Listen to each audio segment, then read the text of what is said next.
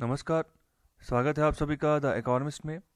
तो हम चर्चा करने जा रहे हैं फर्स्ट आर्टिकल। तो ये फर्स्ट आर्टिकल जो है ये भी कल 1 फरवरी को बजट बजट की अनाउंसमेंट हुई है पार्लियामेंट में। निर्मला सीतारमण जी ने बजट स्टेटमेंट दी और उसी के बारे में आर्टिकल है कि कैसा रहा बजट।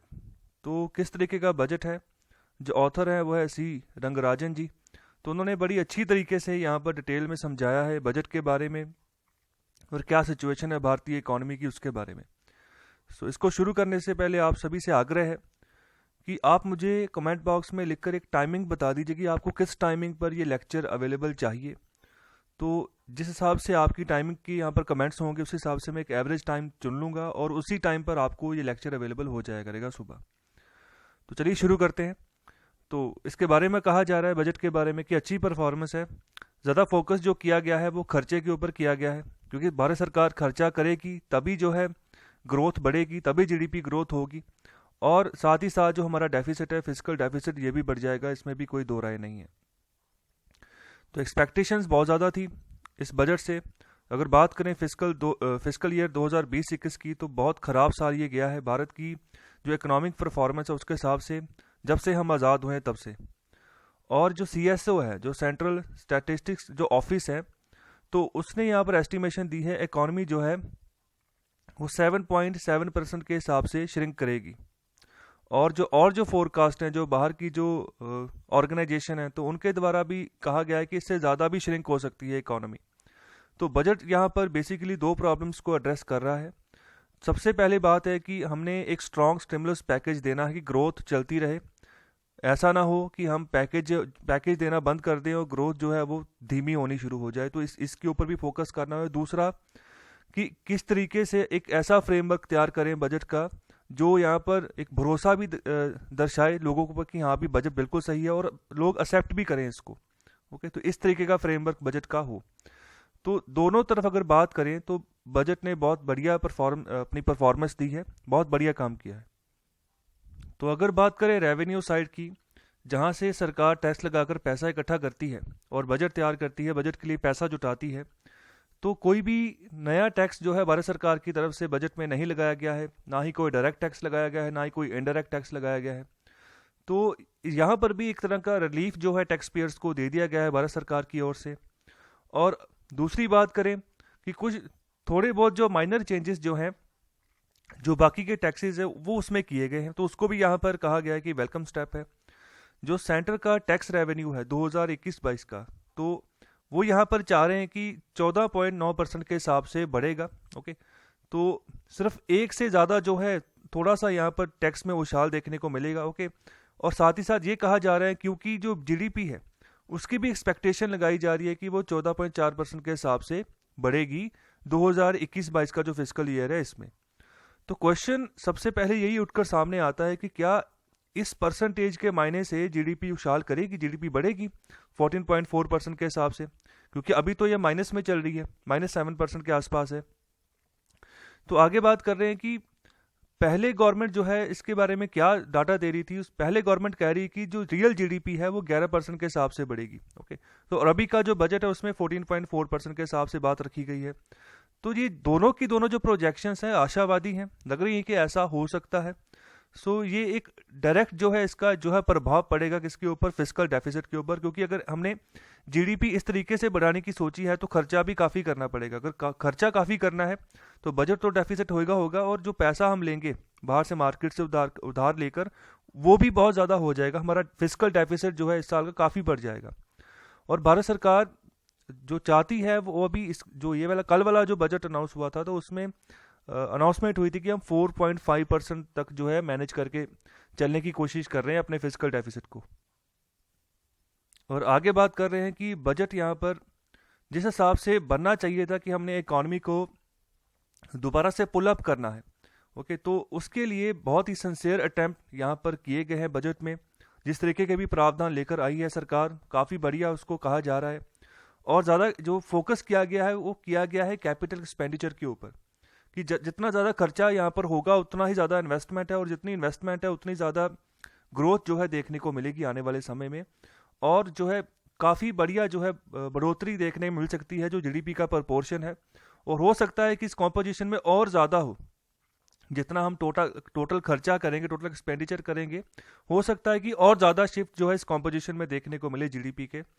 और साथ ही साथ ये भी बात यहाँ पर ध्यान रखने को बोली है कि हम बहुत मुश्किल है कि जो फिजिकल डेफिसिट है उसको होल्ड करके रख पाएँ, वो बढ़ता ही जाएगा। और अगर ये बढ़ता भी गया तो हम ये कोई सरप्राइज करने वाली बात नहीं है, ये होगा ही होगा, क्योंकि खर्चा बहुत बड़े पैमाने पर हो रहा है। अगर खर्चा बड़े पैमाने पर हो रहा है तो फिजिकल डेफिसिट बढ़ना ही बढ़ना है, तो उसको आप कम नहीं कर सकते हो। तो आगे बात कर रहे हैं कि जो बजट का स्ट्रेंथ है वो डिपेंड करता है जितने नंबर ऑफ इनिशिएटिव्स हमारे फाइनेंस मिनिस्टर द्वारा अनाउंस किए गए हैं। तो कौन कौन से इनिशिएटिव्स यहाँ पर किन की बात की जा रही है? सबसे पहले बात कर रहे हैं कि एक long term lending financial institution जो है वो सेटअप किया जाएगा, जिसके तहत जो है इन्वेस्टमेंट को प्रमोट किया जाएगा आने वाले समय में, इस वाले फिजिकल ईयर में। तो इसको भी एक गुड मूव कहा जा रहा है। कोई ऐसा इंस्टीट्यूशन हमें चाहिए जो लंबे समय तक जो है पैसा मुहैया करवा सके। ओके, तो इन्वेस्टमेंट अगर इस तरीके से भी बढ़ती है तो काफ़ी फ़ायदा है। ओके, लोग पैसा लेंगे, इन्वेस्टमेंट करवाएंगे, अपना काम शुरू करेंगे, एम्प्लॉयमेंट अपॉर्चुनिटीज़ बढ़ेंगी, इकॉनमी अच्छे से चलनी शुरू होगी। और ये जो यहाँ पर बात कर रही है कि ये जो नया इंस्टीट्यूशन सेटअप किया जाएगा, पहले भी जो है इस तरह की प्रैक्टिसेस हो चुकी हैं। और आगे बात कर रहे हैं कि एक इंस्टीट्यूशन सेटअप किया जाएगा जो लिक्विडिटी प्रोवाइड करेगा बॉन्ड मार्केट में। ओके, जो डेट मार्केट होती है वहाँ पर, कि पैसे की कमी ना हो जाए, और पैसे की लिक्विडिटी ये वाला इंस्टीट्यूशन जो है प्रोवाइड करेगा और काम जो है वो चलता रहेगा। तो ये भी एक्सट्रीमली इसको गुड आइडिया बोला गया है। और इनफैक्ट ये भी बात की गई है कि 1980s के समय जो है पहले भी ये डिसाइड हो चुका है कि हम जो है प्रमोट करना चाहेंगे लिक्विडिटी को, तो उसके तहत ट्रेजरी बिल मार्केट और दोबारा बॉन्ड मार्केट, ये दो इंस्टीट्यूशन जो है ये सेटअप हो चुके हैं। ओके, तो नया वाला ये लेकर आए हैं, एक और नया इंस्टीट्यूशन यहाँ पर प्रोवाइड करेंगे जो लिक्विडिटी प्रोवाइड करेगा बॉन्ड मार्केट में, जो कि डेट मार्केट की जो सिचुएशन है, बॉन्ड मार्केट की जो सिचुएशन है, पैसे की अगर किसी कंपनी के पास कमी आ जाती है और पैसा उसको मिल जाए, अगर कोई प्रोजेक्ट चल रहा है तो लिक्विडिटी में कमी की वजह से प्रोजेक्ट बंद ना हो जाए। और आगे बात कर रहे हैं कि और भी बहुत सारे वेलकम आइडियाज़ हैं बजट में। जिसमें सबसे पहले बात की गई है कि जो फॉरेन होल्डिंग है, जो प्राइवेट इंश्योरेंस कंपनीज है खास तौर पे, वहाँ पर फॉरेन कंपनीज का जो शेयर है, फॉरेन इन्वेस्टमेंट का जो शेयर है उसको बढ़ा दिया गया है। ओके, और इसके साथ ही नई जो है एसेट रिकंस्ट्रक्शन कंपनीज जो है वो खोली जाएंगी, जो कि जो बैड लोन्स हैं, जो बैड डेट हैं, वो उनको जो है टेक केयर करें। खासतौर पे जो हमारे पब्लिक सेक्टर बैंक्स हैं, ज़्यादा जो बैड लोन है, ज़्यादा जो एनपीए है, इन्हीं के निकल कर आ रहे हैं, तो उनके लिए एक अलग से एसेट रिकंस्ट्रक्शन कंपनीज होंगी जो काम करेंगी उन बैड लोन्स को सही करने में। ओके, तो ये सारे केसेस जो जाएंगे एसेट रिकंस्ट्रक्शन कंपनीज के पास, और जिस भी बैंक के ये केस होंगे वो कोशिश करेगा ये कंपनीज की उसको सही किया जाए, और जो बैड डेट की जो सिचुएशन है वो सही करके कोशिश ये होगी कि किसी न किसी तरीके से कुछ पैसा जो है पब्लिक सेक्टर बैंक को मुहैया हो उनके एनपीएस के द्वारा। और कुछ बैंक्स को इन्होंने प्राइवेटाइज करने की बात की है, जो पब्लिक सेक्टर बैंक्स हैं। तो मुझे आप किसी एक बैंक का नाम बताइए जिसको प्राइवेटाइज किया जाएगा। फिलहाल अभी वो पब्लिक सेक्टर का बैंक है। ओके, तो इसको भी यहाँ पर अच्छा डिसीजन बोला गया है। और जितनी भी इस तरीके की जो सिचुएशन तैयार की जा रही है, माहौल तैयार किया जा रहा है भारत सरकार की ओर से, आने वाले समय में इस तरीके का माहौल बनेगा कि इन्वेस्टमेंट ज़्यादा से ज़्यादा आएगी, इन्वेस्टमेंट में इंप्रूवमेंट देखने को मिलेगी। और आगे बात कर रहे हैं कि इस साल का जो बजट है उसमें जो 15th फाइनेंस कमीशन है उन्होंने जो रिकमेंडेशंस दी थी उनको इनकॉर्पोरेट किया गया है। कहने का मतलब उनकी बातों को माना गया है, और उन्हीं की रिकमेंडेशन के हिसाब से यहाँ पर जो है बजट में सुविधाएं बनाई गई हैं। नॉर्मली क्या होता है कि जब भी जिस साल में कोई भी फाइनेंस कमीशन रिकमेंडेशन देता है ना, तो उस साल में ये चीज़ देखी जाती है कि जो स्टेट्स का फंड है, जो स्टेट्स को फंड एलोकेट किए जाने हैं, उसमें काफ़ी उछाल देखने को मिलता है। हालांकि ये जो फंड दिए जाते हैं, जो ग्रॉस टैक्स रेवेन्यू से फंड इकट्ठा होता है, उसके अलावा यहाँ पर बात की जा रही है, टैक्स रेवेन्यू के अलावा जो यहाँ पर फंड दिए जाते हैं स्टेट्स को, तो उसमें काफ़ी उछाल देखने को मिलता है। लेकिन जो इस साल का बजट है उसमें ये चीज़ नहीं देखने को मिली। इस साल में फाइनेंस कमीशन ने ये चीज़ कही है कि जो 41% का जो अभी शेयर है जो फंड जाता है उसी को रिटेन करके रख दिया है। ओके, लेकिन जो पुराने जो फाइनेंशियल कमीशन थे वो वहाँ पर स्टेट्स के शेयर में काफ़ी उछाल जो था देखने को मिलता था। तो इस साल जो है ये चीज़ नहीं हुई है। और आगे बात कर रहे हैं कि हो सकता है कि जो डिस्ट्रीब्यूशन होती है स्टेट्स को जो पैसा बांटा जाता है सेंटर के द्वारा, तो जो इनका अगर हॉरिजॉन्टल फार्मूले में कोई चेंज आता है तो हो सकता है डिस्ट्रीब्यूशन में भी जो है चेंज हो सकता है। तो अलग अलग देखो, जिस तरीके की सिचुएशन होती है राज्यों की, उसी के हिसाब से सेंटर जो है पैसा भेजता है। जैसे आप नॉर्मल एग्जांपल लो, पैंडेमिक के दौरान, जो पैंडेमिक के दौरान जब लॉकडाउन ख़त्म हुआ था, जब अनलॉकिंग की प्रक्रिया शुरू हुई थी, तो उस समय भी बहुत सारे राज्य ऐसे थे जहाँ पर टैक्स रेवेन्यू बहुत कम निकल कर आ रहा था। तो वहाँ पर भी फिर भारत सरकार ने खुद से मार्केट से उधार लेकर उनको पैसा प्रोवाइड किया कि आप जो है अपना काम चलाइए। तो जो फिस्कल एफर्ट है यहाँ पर किया जा रहा है, कोशिश यही है कि सभी मापदंडों को सामने रखकर जो है हम फिस्कल एफर्ट करें और किसी न किसी तरीके से इकॉनमी को हम सही करने की कोशिश करें। तो जो फाइनेंस कमीशन है, वो जो इम्पैक्ट पड़ा है कोविड-19 के चलते इकनॉमी के ऊपर, तो उसको भी उन्होंने काफ़ी फोकस किया है। ओके, उसको भी ध्यान में रख के उन्होंने अपनी जो है रिकमेंडेशंस तैयार की हैं भारत सरकार के लिए कि बजट में आप फलानी फलानी चीज़ करो। तो उन्होंने एक नया रोड मैप भी सजेस्ट किया है कि फिस्कल कंसोलिडेशन उसको कैसे प्रिपेयर करना है। ओके, जहाँ पर एक इंटर मिनिस्ट्रियल ग्रुप है, तो वहाँ पर उन्होंने अपनी बात भी रखी है, सजेस्ट किया है कि आप कैसे सही कर सकते हो। इसके अलावा बात करें, जो एन.के. सिंह कमेटी बनाई गई थी, नंद किशोर सिंह कमेटी, ओके, तो उन्होंने भी पहले ये बात कही थी कि हम जो है कोशिश करेंगे जो डेट टू जीडीपी रेशो है उसमें एक टारगेट रखें, कोई एक टारगेट फिक्स करो कि किस तरीके की इकॉनमी आप चाहते हो। Okay, debt to GDP ratio कितना कम होना चाहिए, तो इस हिसाब से यहाँ पर बात करें। सबसे पहले हमें फोकस करना होगा कि फिस्कल डेफिसिट जो है वो नहीं बढ़ना चाहिए। इसका पूरा ध्यान रखना है कि अगर ये कंट्रोल से बाहर चला गया तो फिर दिक्कतें आनी शुरू हो जाएंगी। तो फिर इकोनॉमी को संभालना टफ हो जाएगा अगर फिस्कल डेफिसिट कंट्रोल से बाहर चला गया। ओके, तो इसको कंट्रोल में रखना है। अभी के लिए 7.2% चल रहा है, तो 7.2% से भी कम हमने इसको लेकर आना है फिस्कल डेफिसिट को। ये फिस्कल डेफिसिट जितना भी बढ़ता है कम होता है। और अगर मैं यहाँ पर 7.2% की बात कर रहा हूँ, तो ये जितनी भारत की जीडीपी है, ओके, तो हमारी जो जीडीपी है टोटल वो $3 ट्रिलियन के आसपास की है। हालांकि अभी पूरा $3 ट्रिलियन नहीं हुआ है, तो उसका आप 7% निकाल लो, तो वो 7% जितना निकलेगा वो हमारा एक साल का घाटा है। ओके, तो वो पैसा हमारा लॉस है। तो इस सब चीज़ों को हमें फोकस करके चलना है, वही पैसा बचाकर हम किसी और स्कीम में लगा सकते हैं। तो आगे बात कर रहे हैं कि जब भी कोई आर्गुमेंट आता है फिस्कल डेफिसिट के बारे में, तो तब ये बात कही जाती है कि ये सही हो जाएगा। ओके, अगर हमारा फिस्कल डेफिसिट हमारे देश का किसी समय बढ़ा है तो आने वाले समय में ठीक हो जाएगा, तो ये चलता रहता है। लेकिन अगर हम फिस्कल डेफिसिट का बिहेवियर देखें, जो पुराने साल हमारे गुजरे हैं, जो पुराने फिस्कल ईयर हमारे गुजरे, तो उस हिसाब से जब हमारी इकोनॉमी काफ़ी अच्छा परफॉर्म कर रही थी, जब हमारी इकोनॉमी 9% के ग्रोथ रेट के हिसाब से भी ग्रो कर रही थी, तो उस समय भी जब हम फिस्कल डेफिसिट का टारगेट बनाकर चलते थे कि हमने इस मैंडेटेड लेवल तक जो है फिस्कल डेफिसिट को लेकर आना है। ओके, अगर यहाँ पर 4% का फिस्कल डेफिसिट चल रहा है तो सरकार चाहती है कि 3% तक लेकर आएंगे, तो वो भी मुमकिन नहीं हो पाता था, जब हालांकि हमारी ग्रोथ इतनी अच्छी होती थी उस समय पर। तो जो फिस्कल फेडरलिज्म का जो फेस है अभी के लिए, उसमें हम बहुत ही क्रिटिकल फेज से गुजर रहे हैं। उसके लिए हमें कोई ना कोई सोल्यूशन निकल कर आना ही पड़ेगा सही तरीके से।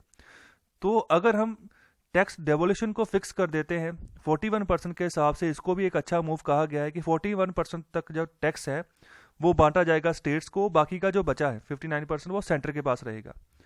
तो आगे बात कर रहे हैं कि जो यहाँ पर सेसेस लगाए गए हैं भारत सरकार की ओर से, कि जो भारत सरकार क्या कर रही है, ये जो बजट आया इसमें काफ़ी तरह के सेस लगा दिए हैं भारत सरकार ने, लेकिन वो सेस का पैसा जो है उसको स्टेट्स के साथ नहीं शेयर किया जा रहा। ओके, तो ये बात बोल रहे हैं कि अगर आप स्टेट्स के साथ उनके सेस का पैसा नहीं शेयर कर रहे हो, तो इससे आप फिस्कल डेफिसिट की जो यहाँ पर प्रॉब्लम है उसको आप सही नहीं कर पाओगे। जो सेसेस हैं वो भी जो है यहाँ पर टेम्परेरी नहीं है, ना ही परमानेंट है। ओके, और जो सेंटर है, अगर वो अपनी सही स्पिरिट यहाँ पर दर्शाना चाहता है कि मैं बिल्कुल कोऑपरेटिव तरीके से कोऑपरेटिव फेडरलिज्म को फॉलो करके चल रहा हूँ, तो उनको ये जो सेसेस लगाए हैं इनको यहाँ पर बंद करना होगा, हटाना होगा, और कोई एक लीगल कैप लेकर आ जाओ आप। ओके, कोई एक लीगल कैप लगा दो थोड़ी देर के लिए कि हाँ भी, जिसमें स्टेट्स को भी फायदा हो और सेंटर को भी फायदा हो। और जो फाइनेंस कमीशन है वो यहाँ पर चाहते हैं कि खासतौर पर जो अलग अलग सेक्टर्स हैं वहाँ पर भी जो है ग्रांट्स दी जाएँ, खासतौर पर जो हेल्थ सेक्टर है, स्कूल का सेक्टर है, जो हायर एजुकेशन का सेक्टर है, जो एग्रीकल्चर रिफॉर्म्स की बात हो, तो यहाँ पर भी फाइनेंस कमीशन ने काफ़ी रिकमेंडेशंस दी कि इनके ऊपर पैसा लगाओ। और जो सेक्टरल ग्रांट्स आप दोगे वो इस तरीके से आप डिस्ट्रीब्यूट करो कि अच्छा रिजल्ट निकल कर आए। ओके, अच्छा रिजल्ट हमें चाहिए। और फाइनेंस कमीशन ये भी बात यहाँ पर कर रहा है कि जो भी सेंट्रल गवर्नमेंट और स्टेट गवर्नमेंट की ज़रूरतें होंगी उसमें एक रीजनेबल बैलेंस जो है उसको मेंटेन करके चलो। ओके, एक सही बैलेंस जो है आपका पैसे के प्रति भी आपका होना चाहिए, और उस तरीके से आप दोनों मिलकर जो है काम करो।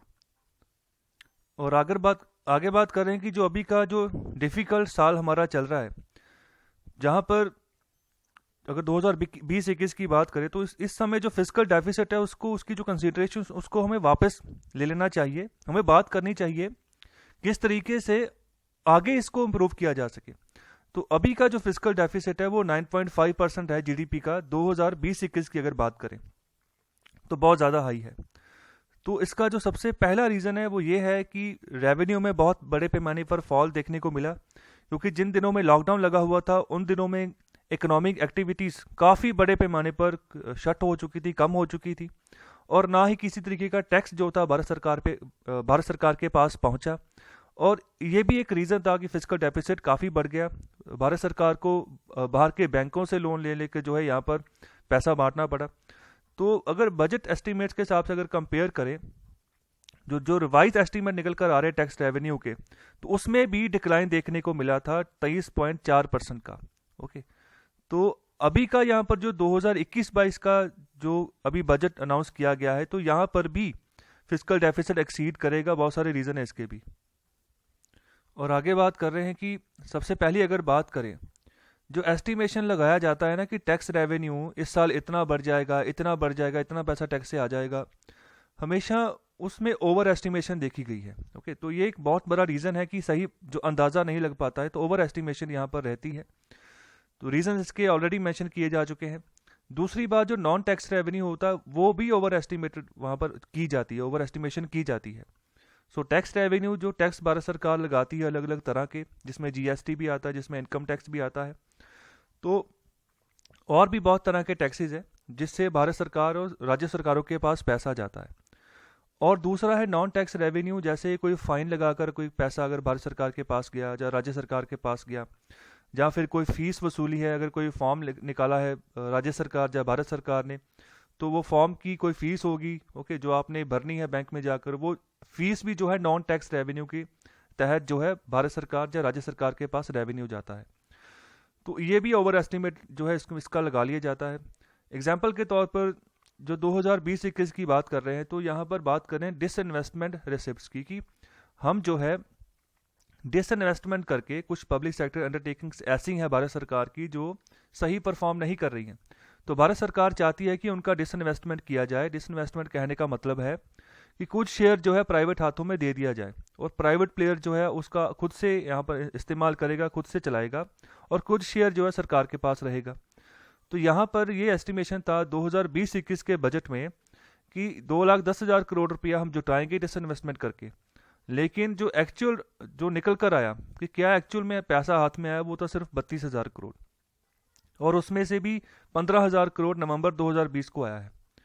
तो ये जो टाइम है, ये टाइम है कि आप दोबारा से रीड्रा करो अपने रोड मैप को कि कैसे हम जो है फिजिकल कंसोलिडेशन को सही करके चले। और ये बहुत टफ लग रहा है कि अभी का जो कल का जो बजट अनाउंसमेंट हुई थी, तो उसमें निर्मला सीतारमण जी ने कहा था कि हम चाहते हैं कि 4.5% ऑफ जीडीपी का जो फिजिकल डेफिसिट है, यहाँ तक हम फिजिकल डेफिसिट को लेकर आए 2025-26 तक। तो ये बहुत टफ लग रहा है। सीधे सीधे यहाँ पर ऑथर बात कर रहे हैं कि 4.5% तक लेके आना बहुत टफ बात है, अभी 9.5% पे। और यहाँ पर अगर आगे बात कर रहे हैं कि हम चाहते हैं अगर कि 4.5% तक लेके आना है, तो ये भी लेवल बहुत ज़्यादा हाई है। मतलब सही मायने में अगर 4.5% भी हम फिजिकल डेफिसिट लेकर आना चाहते हैं ना, तो सही मायने में ये भी बहुत हाई लेवल है, इससे भी कम होना चाहिए। कई जो पुराने बजट आते थे वहां पर 3% होता था, 3.5% होता था कि इतना फिजिकल डेफिसिट रहे, तो यहाँ पर ये टारगेट होता था। तो अभी भारत सरकार का टारगेट ही 4.5% है, ये भी ज़्यादा है।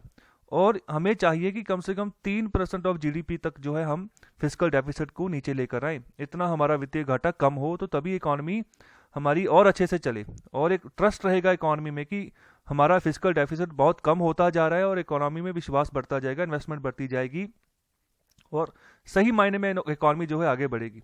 और आखिर में समअप कर रहे हैं ऑथर और बात कर रहे हैं कि जो निर्मला सीतारमण जी हैं, जो हमारी फाइनेंस मिनिस्टर हैं, उन्होंने अपनी काबिलियत के हिसाब से अपना बेस्ट दिया है। ये जो डिफ़िकल्ट सिचुएशन से हमारी इकोनॉमी गुजर रही है उसको रिवाइव करने के लिए कि इकोनॉमी कैसे रिवाइव हो। और जो सबसे सिग्निफिकेंट जो चेंज यहाँ पर देखने को मिला है वो है एक्सपेंडिचर साइड में। काफ़ी अच्छा खासा जो है राइज देखने को मिल रहा है कैपिटल एक्सपेंडिचर के मामले में। भारत सरकार काफ़ी खुल के खर्चा करने वाली है। और दूसरी यहाँ पर बात कर रहे हैं कि बाकी सब चीज़ें वैसे ही रहेंगी। ओवरऑल अगर बात करें तो फिजिकल डेफिसिट जो है वो बढ़ेगा। ओके, वो उसकी कोई अंदेशा ऐसा नहीं कि वो कम होगा, वो बढ़ेगा ही बढ़ेगा। तो एक बार जो कोविड के रिलेटेड जो प्रॉब्लम्स हुई हैं, अगर ये वे आउट हो जाती हैं, बाहर निकल जाती हैं, अच्छे से वैक्सीनेशन हो जाती है, तो हमें एक नया रोड मैप जो है वो यहाँ पर तैयार करना होगा कि कैसे जो है डेफिसिट को जो है सही करें और जो मैंडेटेड लेवल है, जो अभी 4.5% का लेवल रख के सरकार चल रही है, तो कैसे वहाँ तक उसको पहुँचाया जाए। और जो इस आर्टिकल के राइटर हैं वो चेयरमैन रह चुके हैं economic advisory council to prime minister. Okay, तो इससे पहले ये आरबीआई के गवर्नर भी रह चुके हैं। तो इन्होंने ये आर्टिकल लिखा है जिसको हमने अभी डिस्कस किया है। तो आई होप आपको आर्टिकल अच्छा लगा है। तो अगर आपको आर्टिकल अच्छा लगता है तो मुझे आप कमेंट बॉक्स में ज़रूर बताया कीजिए। लाइक करें ज़रूर और ज़्यादा से ज़्यादा शेयर करें और चैनल को भी सब्सक्राइब करें। और आखिर में दोबारा मैं एक बात रिपीट करना चाहता हूँ कि आप मुझे टाइमिंग ज़रूर बता दें कि आपको कौन सी टाइमिंग जो है ज़्यादा प्रेफरेबल है। उस टाइमिंग में ही आपको लेक्चर जो है अवेलेबल हो जाया करेगा। सो बहुत बहुत शुक्रिया, धन्यवाद।